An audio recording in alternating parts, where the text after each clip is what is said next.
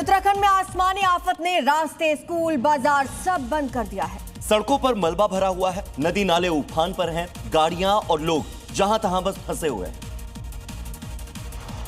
उत्तराखंड में पिछले कई दिनों से मूसलाधार बारिश हो रही है। देहरादून के 2 नेशनल हाईवे और 10 ग्रामीण मोटरमार्ग समेत 160 से ज्यादा सड़कें बंद हैं। देहरादून के साथ ही नैनीताल, चंपावत, ऊधम सिंह नगर, उत्तरकाशी और पौड़ी में भारी बारिश का रेड अलर्ट जारी किया गया है, जिसको देखते हुए स्कूल और आंगनबाड़ी को छुट्टी दे दी गई है, क्योंकि अगले 24 घंटे इन जिलों के लिए काफी संवेदनशील माने जा रहा है। वहीं सड़कें बंद होने और मूसलाधार बारिश की वजह से लगातार दूसरे दिन भी कैलाश मानसरोवर यात्रा बंद रही। मानसून की भारी बारिश में पहाड़ों से लेकर मैदानी इलाकों तक जल तांडव मचा हुआ है। नालों में तेज बहाव के चलते रपटे डूबे हुए हैं और ऐसे में कुछ लोग अपनी जिंदगी से खिलवाड़ करने से, लापरवाही से अभी भी बाज नहीं आ रहे। उत्तराखंड के चंपावत में लापरवाही का एक ऐसा ही मामला सामने आया है। वीडियो सामने आया है, देखिए।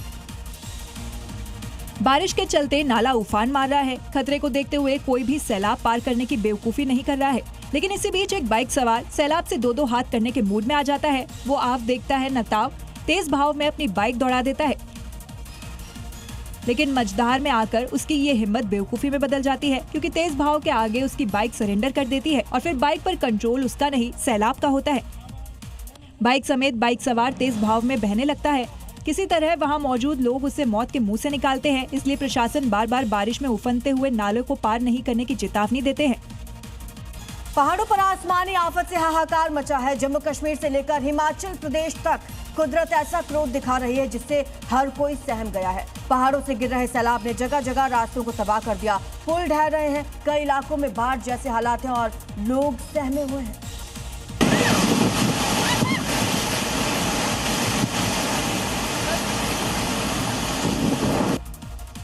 तस्वीरें जम्मू कश्मीर के रियासी इलाके की है, जहां सड़कों को तबाह करते हुए पहाड़ों से सैलाब उमड़ रहा है और इस दौरान एग्जाम देने के लिए कुछ छात्राएं जल तांडव के चक्रव्यूह में फंस गई है।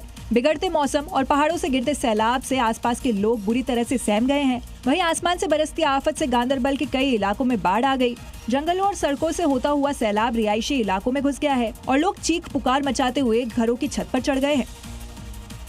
बड़ी खबर आ रही है जम्मू कश्मीर से, जहां नौशेरा में बाढ़ आई है और प्रभावित इलाके में एक शव बरामद किया गया है। मुश्किल हालात में सेना ने विशेष हेलीकॉप्टर मदद अभियान चलाया है। सेना के जवानों ने शव को बाहर निकाल लिया है। जम्मू कश्मीर के नौशेरा में बाढ़ की है बड़ी खबर।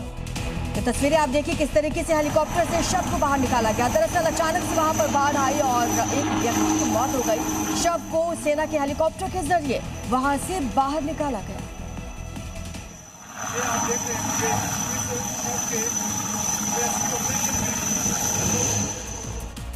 सिक्किम के नामची में हाइड्रो इलेक्ट्रिक पावर प्रोजेक्ट के लिए बन रही टनल में अचानक हादसा हुआ और इसे 2 दर्जन से ज्यादा मजदूर अंदर ही फंस गए। कई घंटों से रेस्क्यू ऑपरेशन जारी है।